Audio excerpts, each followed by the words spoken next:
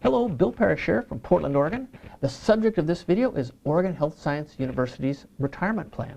Many exciting things are going on up at OHSU. For instance, world-renowned cancer specialist Brian Drucker is up at OHSU. But at the same time, it's a complicated period for OHSU. There are budget cuts, staff reductions, major projects needing funding. Again, the purpose of this video is to talk about the retirement plans. So if you're an employee of OHSU, this is a public service for you. I accept no fees from any of these vendors involved. The idea is to help you focus and shape the key decisions you'll make with respect to your retirement plans.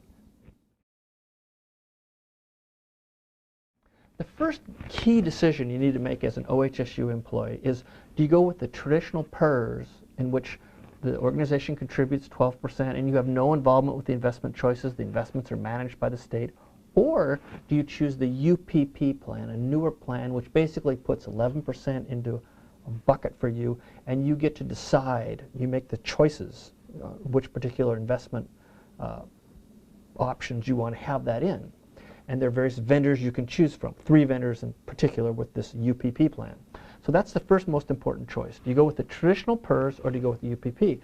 Now, if you've got some good investment experience, you're highly compensated, you might consider the UPP plan. If you don't want to have anything to do with investments and finance is a little bit troubling to you, generally speaking, the traditional PERS plan is the best way to go, at least in the beginning. Keep in mind that if you choose the UPP plan, you can't go back to the traditional PERS. But if you start with the traditional PERS, you could always later choose the UPP plan. Very important consideration. What I'll do now is I'll focus on the UPP plan. Okay? The UPP plan has 3 primary vendors. AIG VALIC, which of course AIG is bankrupt. It's got a whole host of problems, bailout by the government. TIAA Craft, very large, but also very aggressive in marketing to non-university folks now. And Fidelity. The choice to make is Fidelity. And the reason is Fidelity is the only one that's going to give you access to high-quality wholesale fee-level funds. Okay? Fidelity has a variety of funds, but within their vast portfolio of funds, they have what are called the Spartan subfamily. So a key word to remember is Spartan. If you make that choice of Fidelity, you want to be sure and go with their Spartan subfamily funds. And they won't be marketed to you. They'll market all the other funds. And the reason is that the fees on the other funds are much higher, generally at least twice as much as the Spartan. Spartan, again, are the wholesale level funds, the type of things that large institutions would invest in. They're available, but they're not marketed, because if Fidelity would market those to you rather than their traditional funds, they would lose half their fees. Okay, so that's an inside tip that should make a huge difference for you. Again, stay away from AIG VALIC and TIAA CREF for the reasons noted. So now we've talked about the first key choice, traditional versus the UPP plan. Okay, you could consider that the mandatory choice you have to make. What's also available at OHSU is the voluntary component, and that could be either a 403B or a 457, depending upon which clinic or part of OHSU you're in. Now, this is voluntary. It's like a 401k at a private employer. You contribute your own funds to that, and of course there can be a huge advantage to that. So if you're making $50,000 a year and you put $10,000 into your 403B, you're basically lowering your taxable income to $40,000.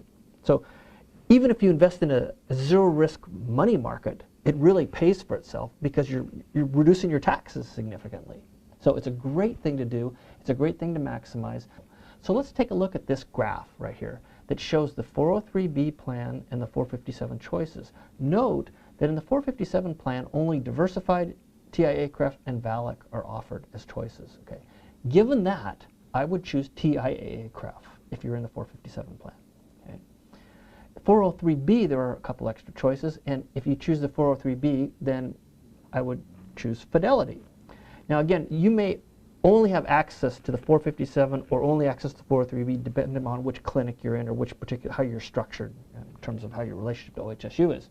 But the point is the choices are different, and this is a terrific advice. I mean, here's someone telling you from an independent standpoint who's done all the reviews and says, look, if you're in that 457 plan, choose TIAA CREF.